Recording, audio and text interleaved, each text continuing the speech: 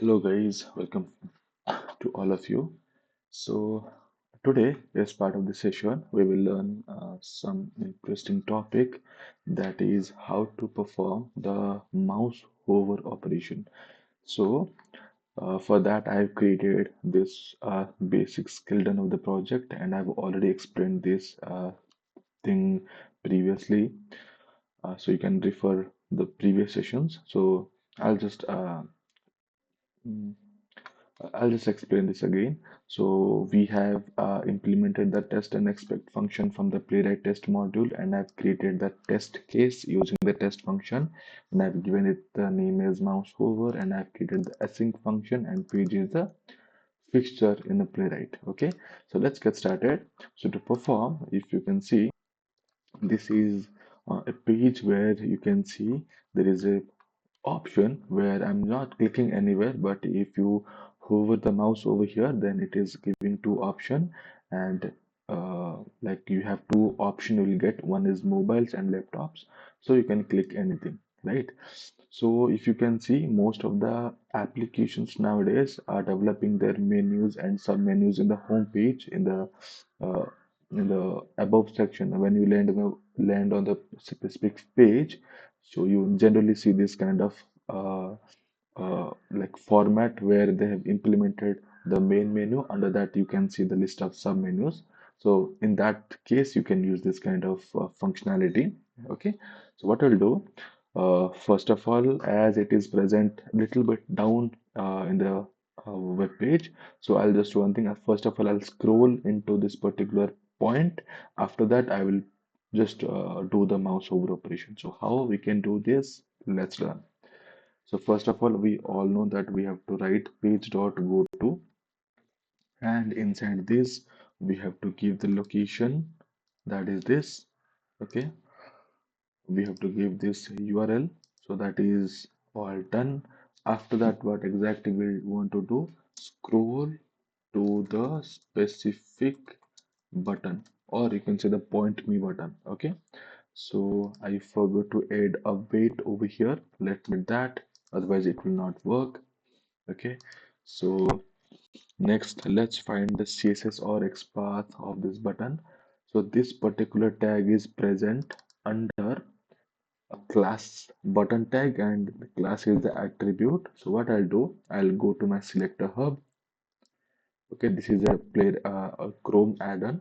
Okay, so what I'll do, button is the tag name dot class name. So you can see, if you put the enter, it's showing the point me button. This is giving 1 out of 1 element matching result.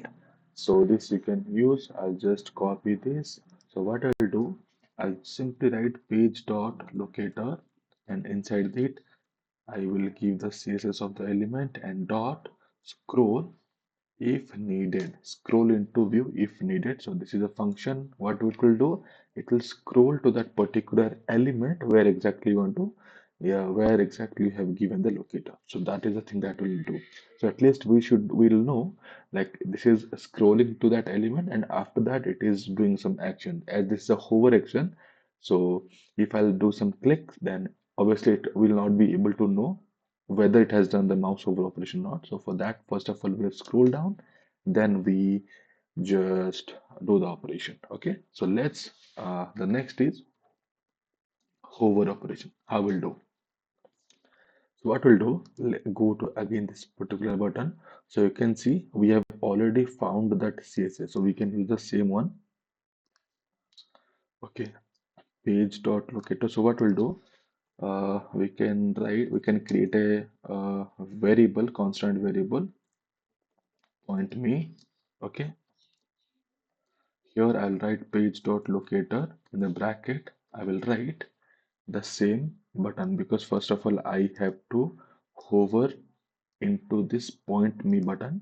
Then I will get two options, that is mobiles and laptops. I have to hovering into that two values, right? After I will, first of all, I'll hovering into this point me, then after it is giving me two options, that is mobile and laptops. So what I'll do, I'll also find the CSS or XPath of this one. laptops xpath equal to 1 href equal. So this is basically an anchor tag. Okay, so no issue. I'll take the xpath over here. I'll write double slash a normalize c. It's already giving me this option. Okay, normalize space equal laptop. So I'll press enter. It is giving me one element it found. So what I'll do, I'll create one more variable constant, that is laptops. Okay, and I will write page dot locator, and inside that I will give the xpath. Okay, okay. So here it's giving me error, so you can replace with the double quotation. So if you are giving double quotation inside, then you have to give the single quote outside, and vice versa. Okay, so after that, what I'll do, first of all, I'll do point me dot hover. This is the function that you can use. After that, I will write await page dot wait for timeout. I will give some 5 second. Okay, and after that I will again hover into that, so that I can at least see whether it's successfully done the hover operation or not. Hover. Okay, hover. So don't forget to add await over here. Okay, I will just copy paste and I will paste in each and every line. Okay, await. Here also I have to add await. In each and every operation you are writing in Playwright, you have to give that. Okay, and here also I have to press write have await. Okay, let's see whether it's working fine or not. Okay, let's check. I'll just execute this test case by using npx playwright test mouse hover. Okay, I'll just name it. I'll just change the name, mouse hover spec.js edit. Okay, great. So let's see whether it's giving the proper result or not. We'll just see whether it's hovering or not. So it open the page. It should scroll down. Yeah, great. Open. Point it hover in the mouse. Point me. After that, it will. Yeah, you can see. Okay. So if you did not see, we can do one more thing. You can put one more 5 second over here, and you can see the test case got passed. But we actually, whenever it got hover into the laptops option, we did not see the execution like suddenly completed, so it closed the browser, so we did not notice what exactly it has done. So let's check again. It will scroll down, it will go to that, it hover into the point me button. After that it will hover into the laptops. Great. After that, it will wait for 5 seconds and it will close. Great, right? So likewise, you can perform hover operation. Okay, and after that, uh, you can like this is basically operation.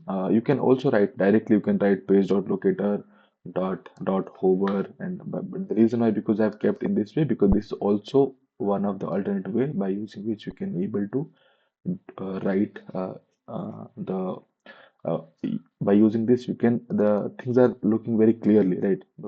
I've taken the variable, I've stored this into a variable, and I'm performing the hover operation, click operation, so everything is looking very clearly. So for that reason, I have explained this topic in this way. Okay, so I hope you guys will understand this functionality. So we'll meet in the next video with some new topic. Thank you.